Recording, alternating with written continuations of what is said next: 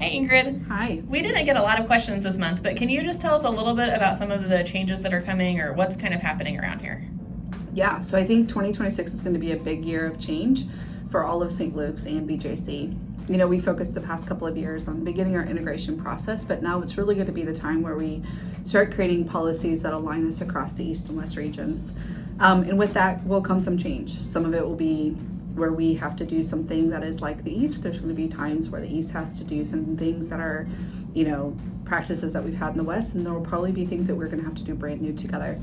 A lot of this year will be gearing up for Project Imagine, which is that 1/1/27 go live with our ERP system.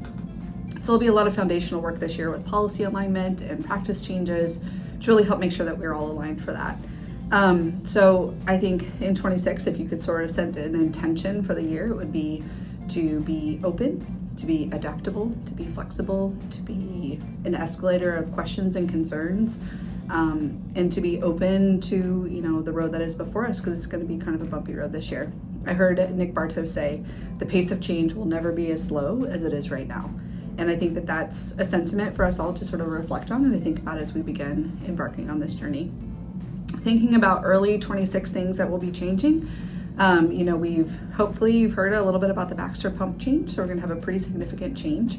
And our reps will be here, I think, on January 12th. So helping to look at all of our pumps and channels, trying to figure out the right numbers, understanding our units, all those different pieces, putting hands on stuff. We also had our ED teledoc, so that was something that we tried most of 25 to go live with. And that will be going live hopefully by the end of the month. It should take a couple of weeks. We're doing 3 rooms at a time with installing that equipment. And so all 30 rooms in the ED, all the primary rooms, will have that equipment in there, and will allow for people to camera into the room to do PTA med lists and maybe consultations, things like that in the ED rooms, which is exciting. And then hopefully by the end of January, we'll also be wrapping up our pretty significant construction in our OB areas.